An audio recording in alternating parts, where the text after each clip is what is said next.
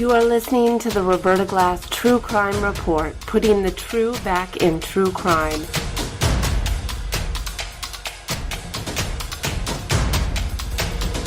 From New York City, Roberta Glass is now on the record.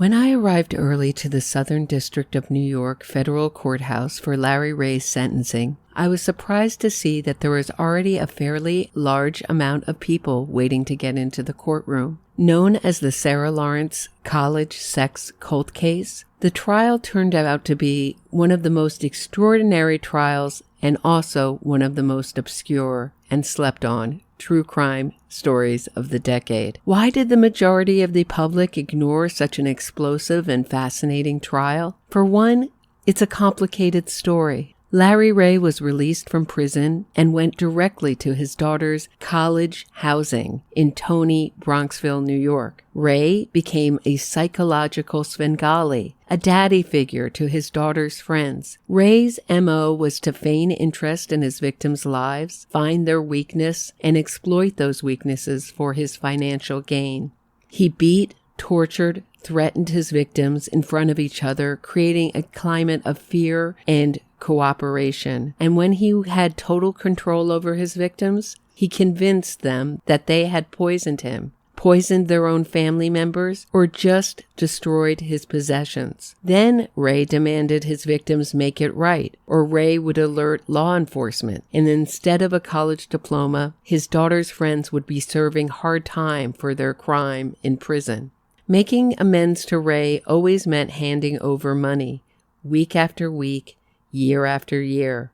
Larry Ray didn't just lead a cult. He turned bright, promising, talented college students into suicidal zombies. This didn't happen by accident. Ray's computer searches, looking up mind control and cults, were some of the strongest evidence that Ray's undue influence and the suffering he inflicted did not happen by happenstance. The fact that Larry Ray did all this at my alma mater, Sarah Lawrence College, made the trial both personal and horrifying.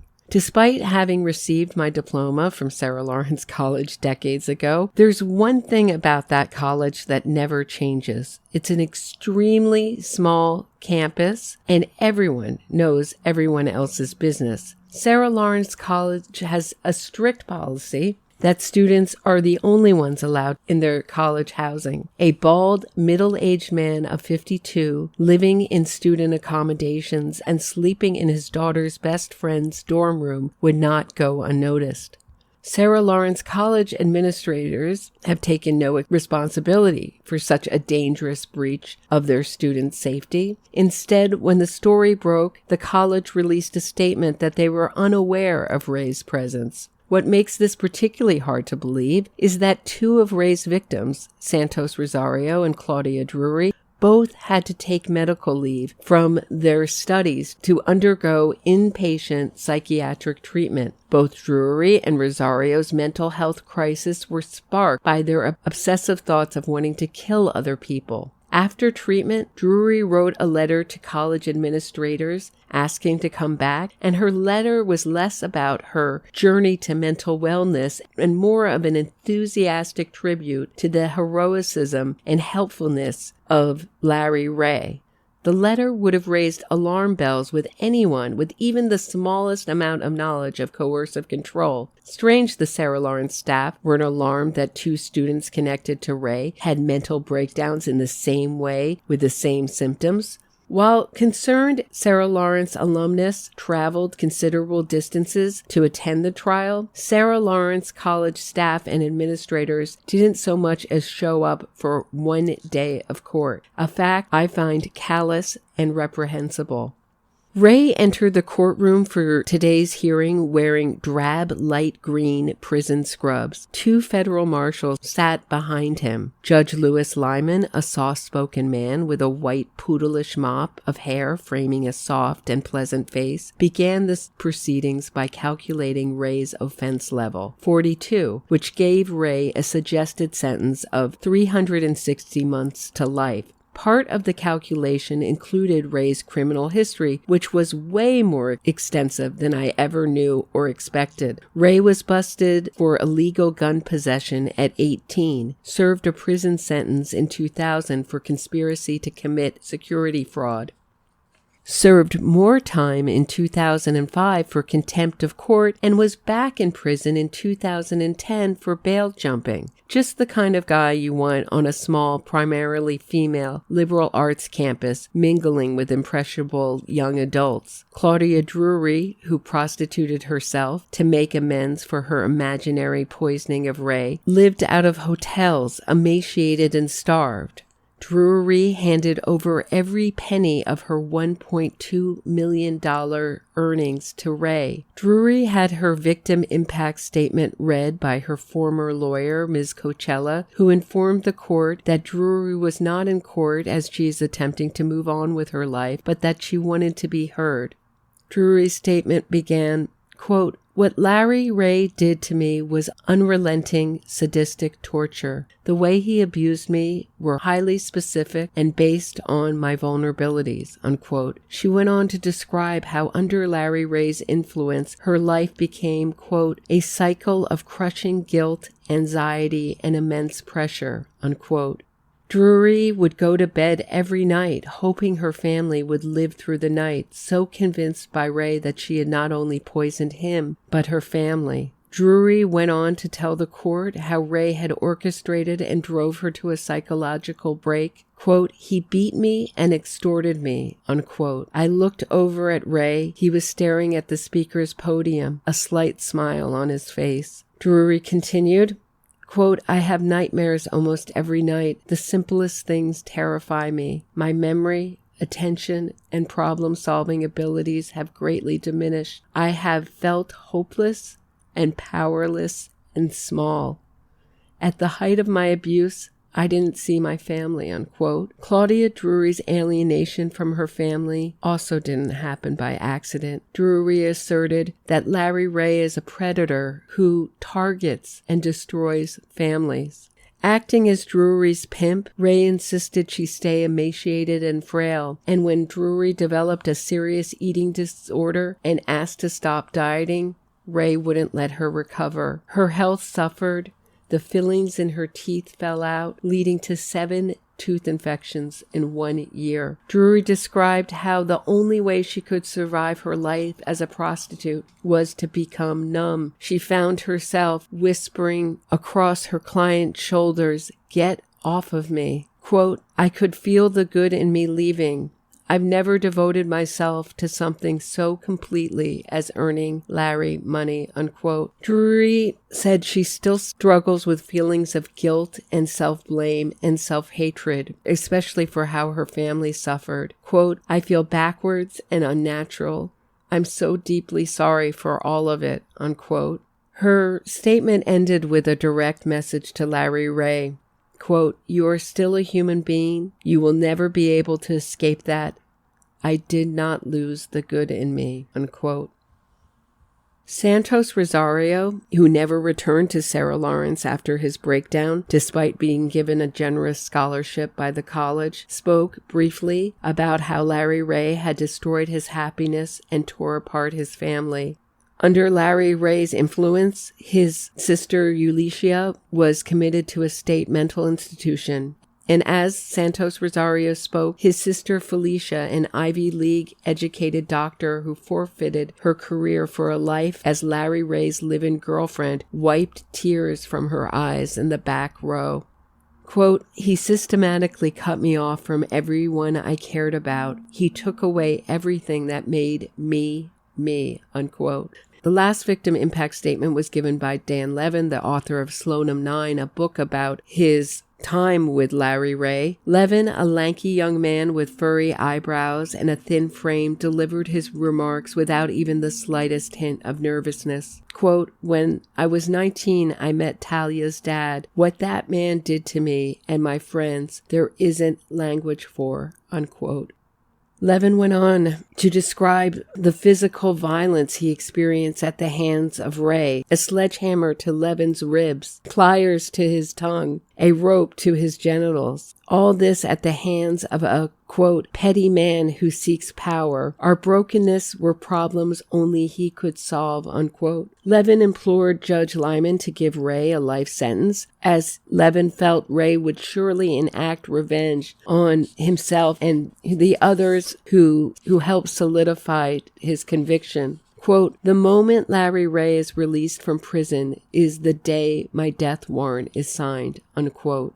Prosecutor Molly Bracewell spoke next, advocating for a life sentence for Ray. Bracewell compared how Ray destroyed his victim's life for his own pleasure, how his destruction was very much like the destruction of a murderer. Bracewell argued that this case should be sentenced appropriate to that of a murder case.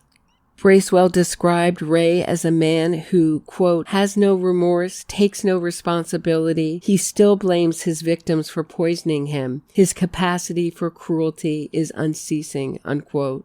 Bracewell echoed Levin's sentiments that should Ray ever be released from prison, he would surely enact revenge on those who helped put him away. Pointing to the testimony of Felicia Rosario, Rosario was threatened by Ray's father to, quote, stay loyal to Ray in the months leading up to his trial. The victim impact statements, along with the government's presentation, painted such a consistent portrait of a dangerous man, a con artist with no respect for others or the law. I wondered what straws the defense would grasp at to get a lighter sentence for their client. Ray's defense sentencing submission had pointed to an incident where Ray's brother had allegedly tried to poison their father with X-Lax in cupcakes at his father's wedding. This proved, the defense argued, that Ray's fear of being poisoned was rooted in reality. If you buy Ray's cupcake defense, it only answers the question why Ray was fixated on the idea of being poisoned. It doesn't answer why he physically and emotionally abused and exploited and blackmailed his imagined poisoners. The defense team might have had more success recycling Dan White's 1979 Twinkie defense that malnutrition and an excess of junk food had sparked Ray's criminal behavior. Poison cupcakes were mentioned in Ray's defense argument, but only briefly. The majority of defense attorney Maureen Lennox's speech was devoted to what I would describe as the poor Larry Ray narrative. Poor Larry Ray. No one showed up today in court to support him. Poor Larry Ray, his stepfather and stepmother all passed away in 1 week during the holidays. Interestingly, no mention was made of Ray's daughter Talia, who was named as a unindicted co-conspirator in this case. What stopped Talia from attending her father's sentencing hearing?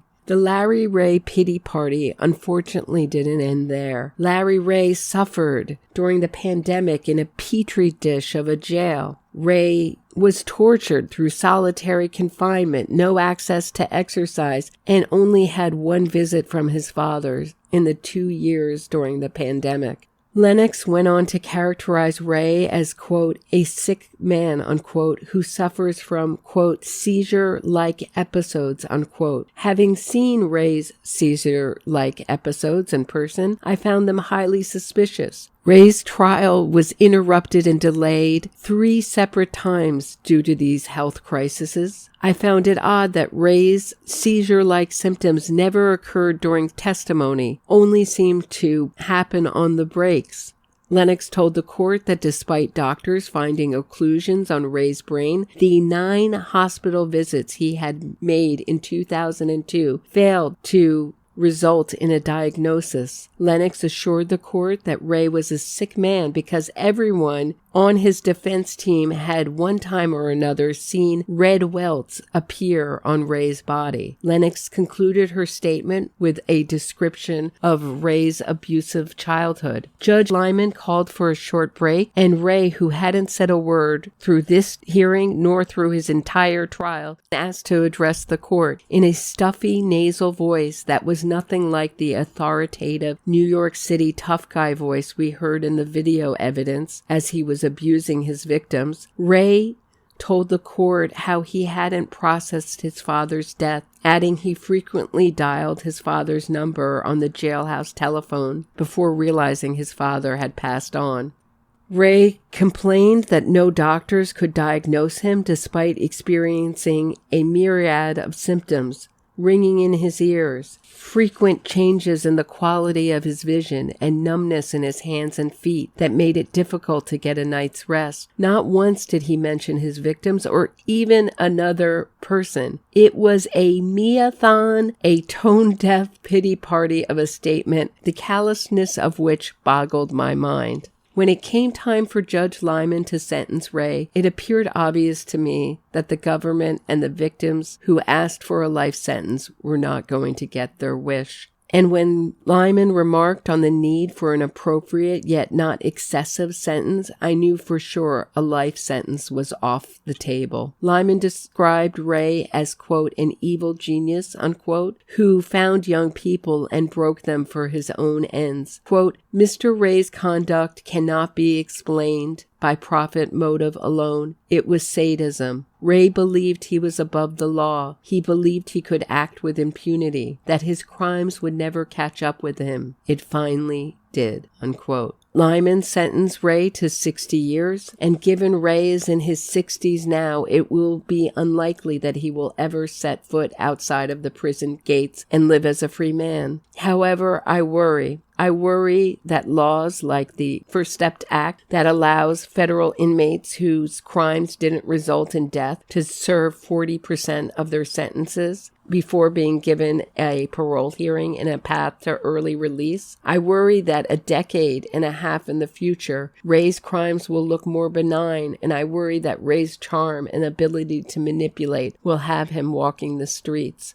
It's not just Ray's possible release that causes concern. I worry about the students who are currently at Sarah Lawrence. I worry about their safety being compromised by an administration who sees nothing wrong with allowing a middle-aged ex-con and lifelong criminal to live in campus housing, even allowing him to share a bed with his daughter's 19-year-old friend. That friend, Isabella Pollock, first seen as a victim and was later indicted as a co-conspirator. Pollock took a plea deal and will be sentenced on February 22nd of next month. There isn't much of a silver lining to this story. Judge Lyman remarked that the victim's ability to testify against Ray, quote, speaks volumes to the resilience of the human spirit, unquote. That is indeed true. Claudia Drury, Felicia, and Santos Rosario, their strength is indeed inspiring. However, this is a story that should have never happened. Dan Levin remarked in his statement to the court that, quote, he can never live in a world that didn't allow this to happen, unquote. And I fear that we have learned not much from Ray's conviction, and another Larry Ray type is just around the corner, waiting to prey on the vulnerable.